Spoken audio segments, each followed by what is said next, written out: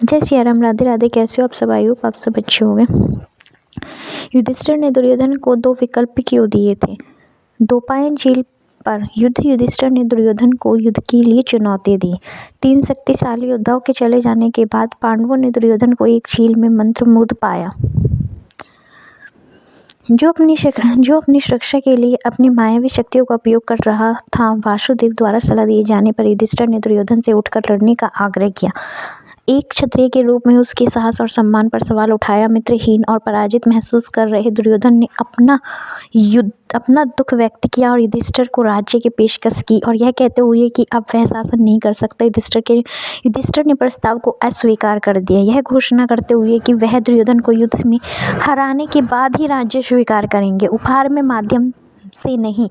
पृथ्वी का स्वामी होने के बावजूद दुर्योधन ने निराशा के कारण इसे देने की कोशिश की और युधिष्ठिर ने उसे पिछली शिकायतों की याद दिलाई, और इसमें हत्या का प्रयास और द्रौपदी के साथ दुर्व्यवहार शामिल था और दुर्योधन की जान लेने का इरादा जताया।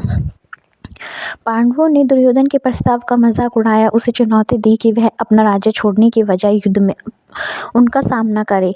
इस टकराव ने दुर्योधन की हताशा और उसे निर्णायक रूप से हराने के पांडवों के संकल्प को उजागर किया।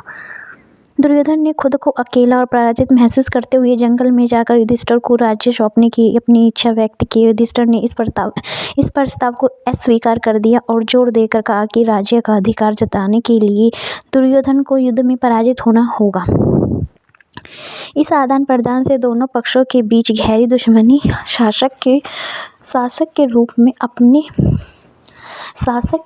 में अपने सही स्थान को सुरक्षित करने के लिए पांडवों के दृढ़ संकल्प को पता चलता है। दुर्योधन द्वारा राज्य छोड़ने का प्रयास उसकी हार और अपने भाग्य के आगे समर्पण को दर्शाता है। युधिष्ठिर द्वारा राज्य का उपहार के रूप में स्वीकार करने से इनकार करना धार्मिक सिद्धताओं के प्रति उनकी प्रतिबद्धता और युद्ध के माध्यम से जीत हासिल करने के महत्व को दर्शाता है। दुर्योधन के प्रस्ताव ने उनकी निराशा और युद्ध करने की इच्छा शक्ति की कमी को दर्शाया, जो पांडवों की दृढ़ संकल्प के विपरीत था। इस आदान प्रदान ने युधिष्ठिर द्वारा बनाए गए नैतिक मूल्यों और दुर्योधन द्वारा अपने कार्यों के लिए सामना किए गए परिणामों पर प्रकाश डाला।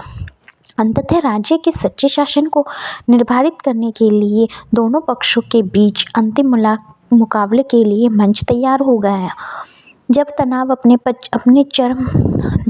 अपने चरम पर पहुंच गए तो पांडवों ने दुर्योधन को झील से उठकर युद्ध में उनका सामना करने के लिए चुनौती दी। दुर्योधन अपने पिछले कार्यों के बोझ और आसन हार को महसूस करते हुए अपनी दुर्दशा से बाहर निकलने का रास्ता खोजने के लिए संघर्ष कर रहा था। टकराव के दौरान दोनों पक्षों को प्रेरित करने वाले परस्पर विरोधी मूल्यों और प्रेरणाओं को रेखांकित किया, जिससे एक अंतिम टकराव के लिए मंच तैयार हुआ जो राज्य के भाग्य का फैसला करेगा।